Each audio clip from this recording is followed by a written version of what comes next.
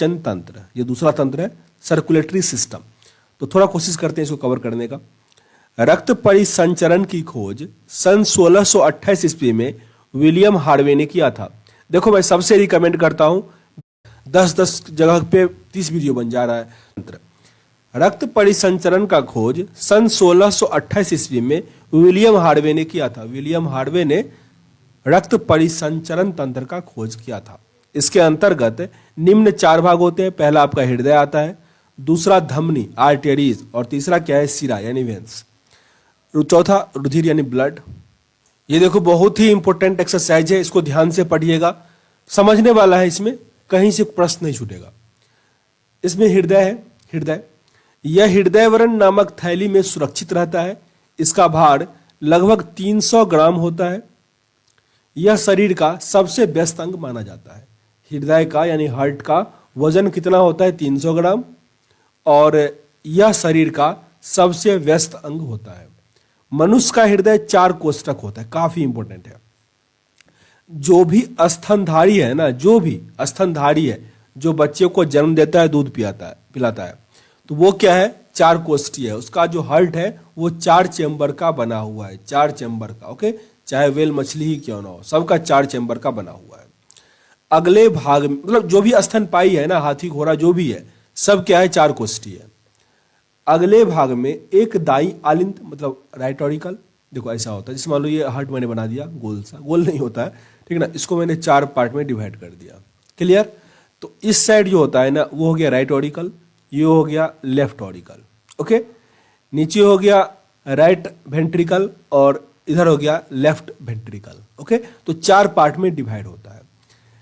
एक का ऊपर वाले का हिंदी होता है अलिंद और नीचे वाले का हिंदी होता है निलाय, निलाय निलाय और अलंद अलंद। इंग्लिश थोड़ा आसान याद करना, क्या सब मैंने कहा था, ऑर्टिकल और वर्टिकल। आगे दिया गया है दाएं अलिंद यानी राइट ऑरिकल और दाएं निलाय राइट वेंट्रिकल के बीच त्रिवनली कपाट होता है। त्रिवनली कपाट जहां भी ये वॉल्व लगा हुआ है ना, मतलब ब्लड उधर से तो आएगा साफ करके, उधर जाएगा नहीं, जैसे इस टाइप का होता है वो, मतलब एक ऐसा है, ठीक ना, एक इधर से ऐसा है, तो इधर से तो ब्लड जाएगा और यहाँ पे गुच्छा निमाइजा होता है और बहुत पतला पतला इसमें रेसा होता है, मतलब जैसे फिल्टर करके जाता है, यहाँ से ब्लड फिल्टर करके इसमें जाएगा, ठीक ना, तो उसी को कहा जाता है भल्व, ट्रिकोपिट भल्व। बाएं अलिंद यानी लेफ्ट ऑरिकल से बाएं निलाय के बीच द्विवनली कपट होता है, मतलब हर जगह कपट लगा होता है ताकि ब्लड छना छना के उसमें जाए। शरीर से हृदय की ओर रक्त ले जाने वाली रक्त वाहिनी को सिरा कहते हैं। काफी इंपॉर्टेंट है, इसको नहीं भूलना। यहां तक मैंने जो भी बोला है इसमें सबसे इंपॉर्टेंट है, शरीर से हृदय की ओर ले जाएगा। देखो होता क्या, अगर सिंपल भाषा में समझो तो ये मान लो हमारा हृदय हुआ और ये पूरा मेरा शरीर हुआ, ठीक ना। हम लोग को सांस लेते हैं तो हार्ट से पूरे शरीर तक ब्लड जाता है, ब्लड गया, ठीक ना। और एक प्रोसेस क्या होता है, पूरे शरीर से ब्लड क्या होता है, हमारे हार्ट में आता है। 2 तरह का काम होता है। तो पहले क्या होता है, हमारे हार्ट से जो दूसरे जगह तक ब्लड लेके जाता है ना, वो ब्लड होता है साफ ब्लड, क्योंकि हार्ट क्या करता है, ब्लड को साफ करता है, तो पूरे साफ ब्लड को वो क्या करता है, ट्रांसपोर्ट करेगा, ओके। ये काम किसका है, ये काम है आर्टरी का, मतलब जिसको हम नस कहते हैं आर्टरी, उसका होता है। और शरीर से पूरा ब्लड जो हार्ट में जाएगा वो होता है गंदा ब्लड। साफ ब्लड और गंदा ब्लड में क्या अंतर है, तो साफ ब्लड उसको कहा जाता है जिसमें ऑक्सीजन की मात्रा अधिक हो, प्योर ब्लड मतलब ऑक्सीजन है उसमें, ठीक ना। और रिटर्निंग ब्लड जो होता है ना, वो कार्बन डाइऑक्साइड लेके आता है, शरीर में जो कचरा है ना उस ब्लड को वो लेके आता है, तो ये होता है गंदा ब्लड, ठीक। तो शरीर से हृदय की ओर जो लेके जा रहा है मतलब गंदा ब्लड ले जा रहा है, इम्प्योर ब्लड ले जा रहा है, वो कौन ले जा रहा है, सिरा ले जाता है। प्रश्न आपसे ऐसे भी आ जाएगा कि शरीर का अनप्योर ब्लड का ट्रांसपोर्ट कौन करता है, तो सिरा करता है, ओके। और जो साफ ब्लड मैंने कहा प्योर, उसको कौन ले जाता है, तो धमनी ले जाता है, धमनी। फिर से रिपीट करता हूं, यही बच्चे कंफ्यूज करते हैं, याद सबको रहता है, बच्चे गलती कर देते हैं। धमनी जो होता है ना, वो साफ ब्लड को ले जाता है, जिसमें ऑक्सीजन है। ऑक्सीजन किस में रहेगा, तो जो हृदय से पूरे शरीर तक जाएगा। और वही पूछ दे कि शरीर से हृदय तक कौन ले जाएगा, तो सिरा। ऐसे याद रख सकते हो, शरीर से हृदय, स्व से स्टार्ट है ना, तो सिरा कर दो, ठीक है ना। ये ट्रिक चलो काम कर जाएगा आई थिंक। आगे देखो दिया गया है, सिरा में अशुद्ध रक्त अर्थात कार्बन डाइऑक्साइड युक्त रक्त होता है। सिरा जो मैंने ये कहा शरीर से हृदय तक, उसमें क्या होता है, अशुद्ध रक्त होता है, प्योर ब्लड होता है, जिसमें हम लोग जो सांस लेते हैं तो ऑक्सीजन लेते हैं और कार्बन डाइऑक्साइड निकाल के फेंक देते हैं। तो वो सब कहाँ से हो जाता है, क्योंकि सिरा जो होता है ना अशुद्ध रक्त लाता है और उसमें क्या होता है, कार्बन डाइऑक्साइड होता है, उसको हम लोग बाहर निकालते हैं, फिर ऑक्सीजन लेते हैं, ब्लड को शुद्ध बनाते हैं, और फिर क्या करता है, हृदय पूरे शरीर में उसको भेज देता है। क्लियर हुआ। अब देखो यहाँ पे क्या लिखा है कि सिरा में अशुद्ध रक्त अर्थात कार्बन डाइऑक्साइड युक्त होता है, इसका अपवाद है पल्मोनरी सिरा। ये काफी इंपॉर्टेंट है। देखो पल्मोनरी सिरा पर नाम याद रखो, समझो इसको याद कैसे करना है।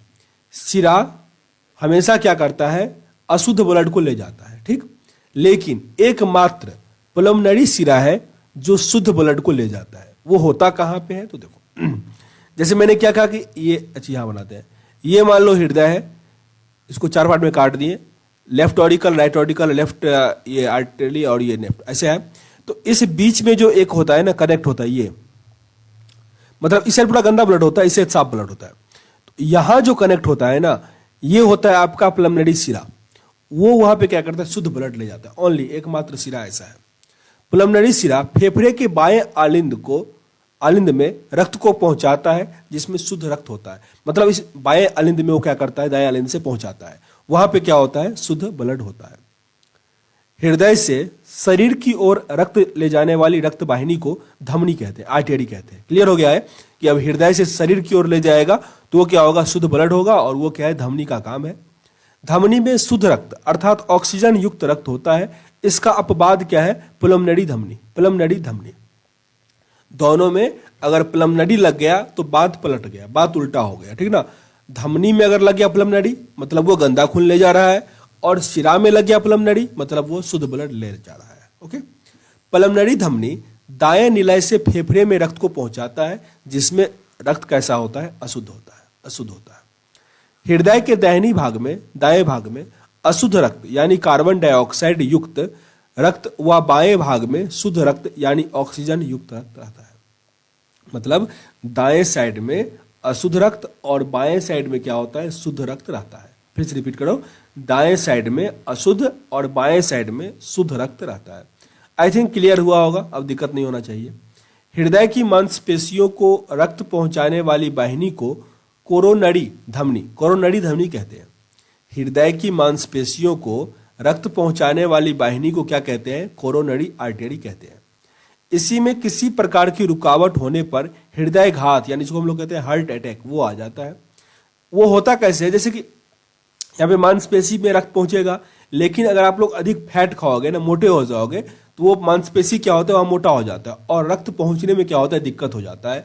तो ब्लड वहाँ सही से नहीं पहुंचेगा तो क्या हो जाएगा, हार्ट अटैक आ जाएगा। इसीलिए कहा जाता है जिनको भी हार्ट का प्रॉब्लम होता है ना, तो मेन रीजन वही है, वो मोटा हो गया होगा, उसका जो ये मांसपेशी है ना हृदय वाला, वो मोटा हो गया होगा, और वहाँ पे सांस जाने में, ऑक्सीजन जाने में दिक्कत हो रही है, तो वो हार्ट अटैक आएगा उसका। तो खाने पीने पे अधिक ध्यान देना चाहिए, ठीक ना। ये तेल मसाला वाला खाना बिल्कुल बहुत कम खाना चाहिए, आपको पता नहीं चलेगा पर कई सारी समस्या होती है। आगे हृदय में रुधिर का मार्ग, path of blood in the heart, बायां अनिल से बायां निलय, फिर देहिक महाधमनी में जाता है, पल्मोनरी ग्लैंड इसको कहते हैं। फिर विभिन्न धमनियां में, फिर छोटी धमनी कोशिका, अंग, अग्र और पश्च महाशिरा, फिर दाहिना आलिंद में, दाहिना निलय में, फिर पल्मोनरी धमनी में जाता है, फेफड़ा पल्मोनरी शिरा में, फिर बायां आलिंद, और ऑक्सीजन युक्त रुधिर बन जाता है। तो ये पूरा मार्ग था, मार्ग आपसे पूछा नहीं जाएगा। ओके। हृदय के संकुचन एवं स्थिलन को सम्मिलित रूप से हृदय का धड़कन कहते हैं। संकुचन मतलब सिंपल है, मान लो ये हार्ट है, अगर सिकुड़ेगा तो उसको हम संकुचन कहेंगे, और स्थिलन मतलब फैलेगा। ओके। सामान्य अवस्था में मनुष्य का हृदय 1 मिनट में 72 बार धड़कता है, भूर्ण अवस्था में ये 150 बार धड़कता है, तथा एक धड़कन में लगभग 70 मिली रक्तचाप पंप करता है। मतलब 1 सेकेंड में लगभग, एक धड़कन में मतलब 1 मिनट में 72 बार हो रहा है, तो उससे भी कम मतलब 1/60 सेकेंड में जो है वो 70 मिलियन रक्त को पंप कर देता है एक धड़कन में। ओके। आगे रैनो एरिकुलर मतलब 1 मिनट में 72 बार, समझो ऐसे ही। एक बार प्रश्न आ गया था, शायद ALP में पूछा गया था इस टाइप का प्रश्न कि एक बार में कितना धड़कता है, तो 70 ml दे देगा। 1 घंटे में कितना पंप कर सकता है, तो चलो समझ ही लो क्योंकि ये प्रश्न पूछ देता है, ठीक ना। देखो 1 मिनट में 72 बार है ना, 1 मिनट में 72 बार, और एक बार धड़कता है तो 72 ml, तो 72 गुने क्या कर सकते हो, 70 गुने 72 कर दो, ठीक है ना। ये हो गया 1 मिनट का, फिर इसको 60 से मल्टीप्लाई कर दोगे तो ये हो जाएगा 1 घंटे का। आई थिंक कितना हो जाएगा, मतलब ये हो जाएगा अप्रॉक्स 2800 के आसपास, मतलब 3000 कह सकते हो, 3000 या 30,000 ऐसा ही कुछ होगा। देखो sino auricular node, SAN sino auricular node, दाहिने आलिंद की दीवार में स्थिर तंत्रिका कोशिकाओं का समूह होता है जिसमें हृदय धड़कन की तरंग प्रारंभ होती है। सामान्य मनुष्य का रक्तदाब 120/80 mmHg होता है, सिंटोलिक 120 और डायस्टोलिक 80, मतलब ये जो ऊपर वाला 120 होता है वो क्या होता है, सिस्टोलिक, और नीचे वाला क्या होता है, डायस्टोलिक, सिस्टोलिक और डायस्टोलिक।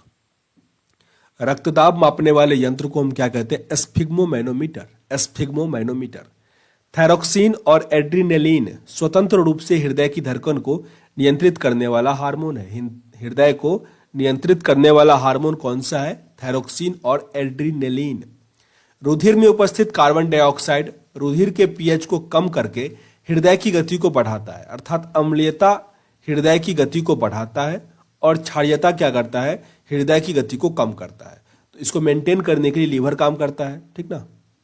अब आगे तीसरा जो तंत्र है वो है लसिका परिसंचरण तंत्र, इसको हम अगले वीडियो में